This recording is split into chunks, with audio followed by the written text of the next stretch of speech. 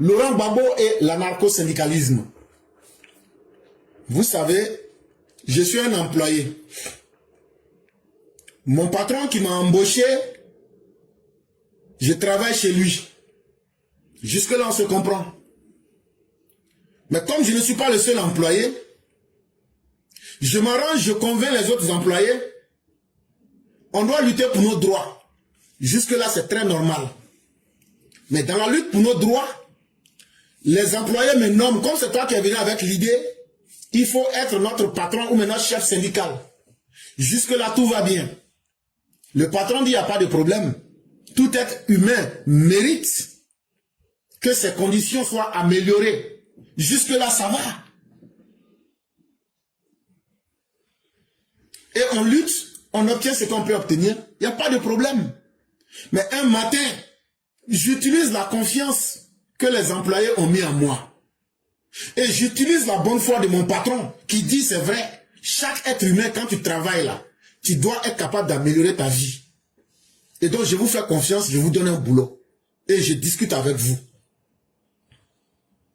Mais là où les choses commencent à se gâter, c'est que le chef qui avait été nommé comme chef syndicaliste, il utilise maintenant la confiance en lui placée par les employés pour chercher à faire du chantage au patron.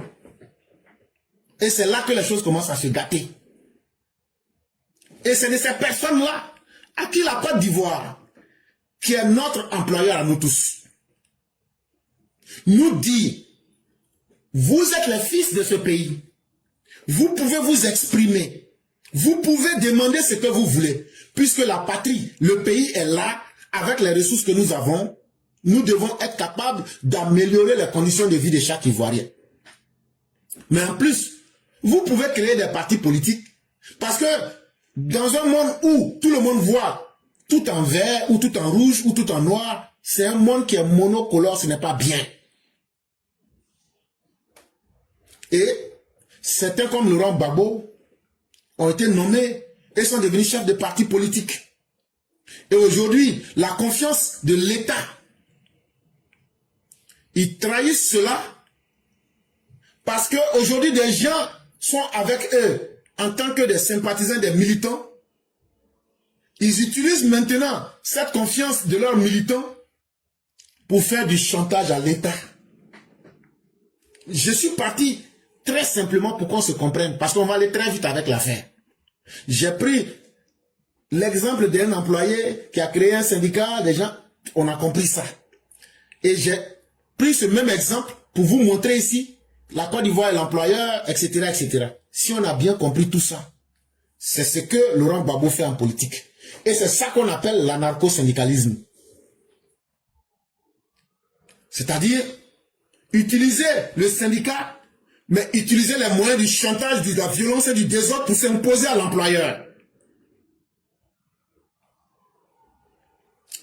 Ces ex-syndicalistes qui transportèrent indûment la stratégie syndicaliste du boycott au détriment de leurs propres intérêts de médiateurs politiques dans le champ de la politique nationale ne réussirent pas à réaliser en Côte d'Ivoire la performance antérieure d'un Félix Houphouët-Boigny, d'un Lech Walesa en Pologne ou d'un Lula da Silva au Brésil.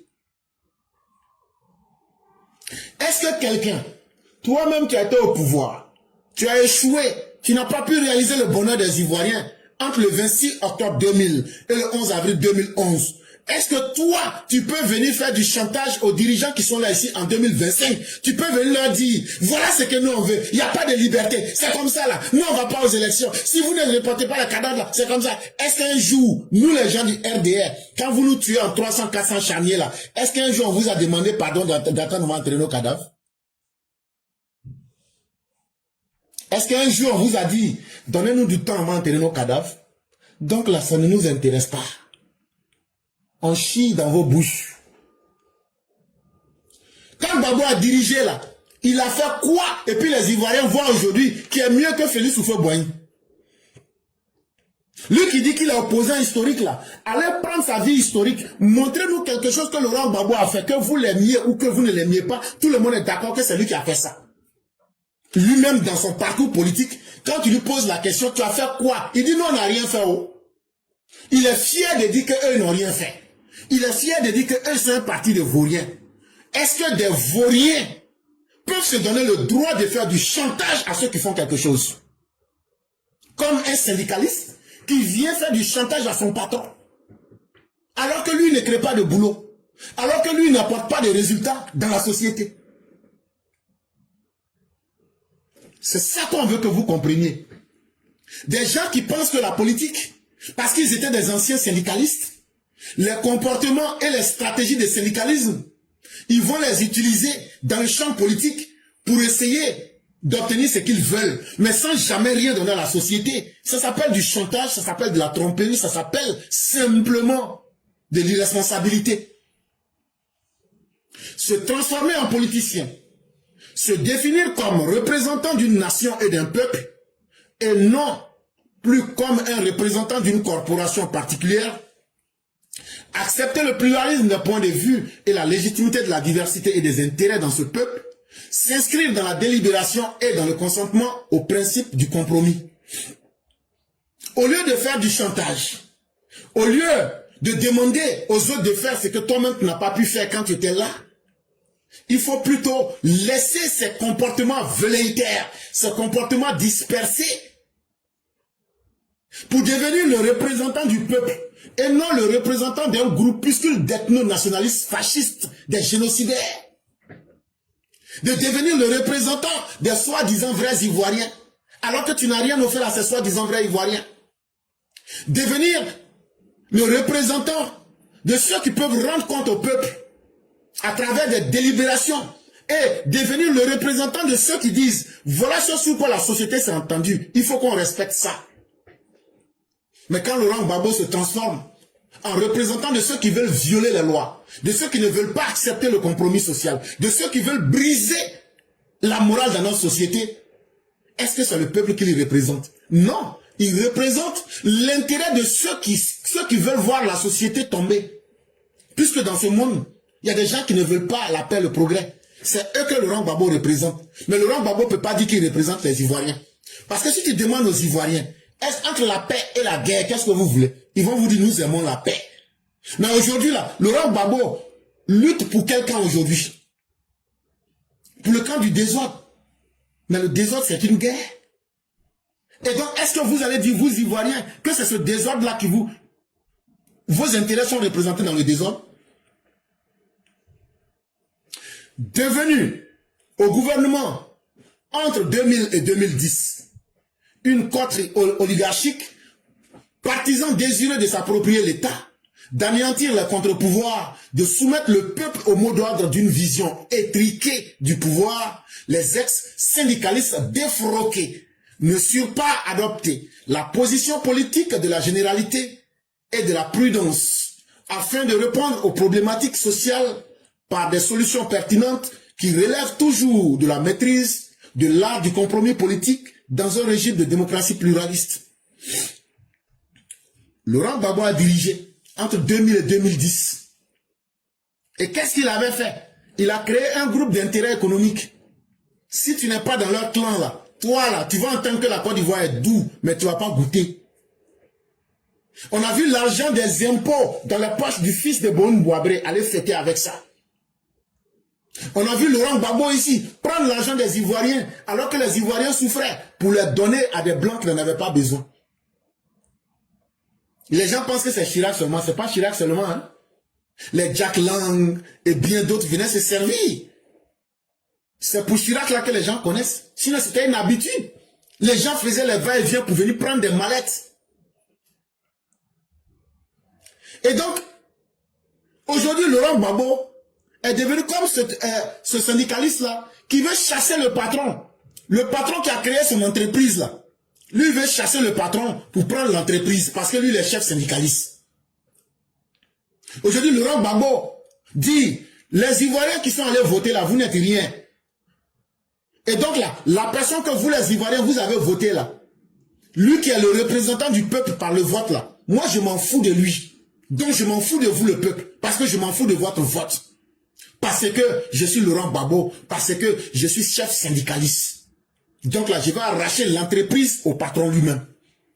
Je vais arracher la Côte d'Ivoire aux Ivoiriens. On s'en fout des votes des Ivoiriens. Et donc, Laurent Gbagbo, le peuple qui a le contre-pouvoir et qui peut sanctionner ou bien plébisciter dans les urnes, je vais anéantir ce contre-pouvoir-là. Je vais soumettre le peuple au mot d'ordre. J'ai déjà fait une émission où je vous ai expliqué les mots d'ordre ici, donc il faut penser à ça. À travers une vision alambiquée, étriquée, dévaluée du pouvoir. Ce syndicaliste défroqué qui n'a pas su adapter la politique en comprenant que c'est l'ensemble des intérêts des populations. Tant qu'on ne va pas pouvoir répondre à l'ensemble des problèmes avec des solutions pertinentes, on est en train de perdre du temps. Et qu'en politique, l'art du compromis, c'est ça la beauté de la démocratie pluraliste. La démocratie d'ensemble n'est pas une démocratie des individus qui s'imposent aux autres. Dans l'opposition, ils se sont définis comme anti-pouvoir, non pas comme contre-pouvoir, c'est-à-dire comme une force qui limite le pouvoir, qui empêche par la critique constructive et par la formulation d'une politique de l'échange, la majorité de jouir de sa force, qui la menace de précarité et qui la normalise en la contraignant à se surveiller sans cesse. Ayant échoué à devenir un contre-pouvoir, parce qu'il y a une différence entre un contre-pouvoir et un anti-pouvoir. Un contre-pouvoir, c'est une force qui n'est pas dans le pouvoir, mais qui dit, voilà ce que vous faites qui n'est pas bien. Comme ce que j'ai fait hier, nous sommes un contre-pouvoir au sein du RHDP en termes de réflexion critique et stratégique. Quand quelque chose n'est pas bien là, on dit ça. Mais ça ne veut pas dire qu'on n'est pas pour le régime. Ça ne veut pas dire qu'on abandonne tout. Nous disons que nous ne sommes pas dans un monde parfait. Et que dans ce monde imparfait là, il faut chercher à aller vers la perfection. Il ne faut pas se contenter de la médiocrité. C'est ça qu'on appelle un contre-pouvoir. Ah, tu as fait ça là, mais tu pouvais faire mieux ici. Ou bien voilà comment ça devrait se faire. C'est ça un contre-pouvoir. Maintenant, un anti-pouvoir, c'est un système qui se met en place pour dire, nous voulons dégager le pouvoir. Nous ne voulons pas d'autre autorité si ce n'est que nous. Et c'est pourquoi j'ai parlé de l'anarcho-syndicalisme ici. Parce que les anarchistes n'acceptent pas le pouvoir, un pouvoir centralisé. Et c'est dans cet esprit-là que Laurent Gbagbo a toujours évolué. C'est-à-dire que, quel que soit ce qu'on fera, si ce n'est pas lui qui est devant là, c'est que le pouvoir qu'elle n'en reconnaît pas et on va toujours continuer à lutter contre le pouvoir, mais on ne va jamais rien proposer. Parce que d'abord, on n'a rien à proposer. Mais en plus de cela, on va toujours chercher à brouiller les pistes en faisant plus de bruit pour créer l'instabilité en société, pour permettre au pouvoir d'être toujours dans une zone rouge, de permettre au pouvoir de s'effondrer sur lui-même. Alors qu'un contre-pouvoir doit faire des propositions qui seront utiles à la majorité, même si vous êtes opposant. On ne mène pas le peuple dans la précarité. Maintenant, regardez Laurent Gbagbo, comment lui-même il gère ses propres militants qui conduisent à la mort. Donc, ce n'est pas les autres qui vont l'intéresser. Et c'est pourquoi il vous avertissait que 1000 morts à gauche, 1000 morts à droite, lui, s'en fout. Il évolue dans l'anarchie. Il évolue dans le désordre. C'est dans ça que lui gagne son bénéfice. Convoqué dans l'opposition à réussir cette reconversion ou conversion, ils s'y sont au contraire définis comme anti-pouvoir dans la position de la subversion et de l'insurrection. Et là, aujourd'hui, les exemples sont clairs en face de vous. Une fois devenus opposants, au lieu de chercher à devenir une force de proposition, une force de contre-pouvoir, ils sont en train de manifester leur capacité d'anti-pouvoir à travers la subversion, à travers les insurrections, à travers les mots d'ordre, à travers la promotion même du mortifère et de tout ce qui ne donne pas un sens à notre société.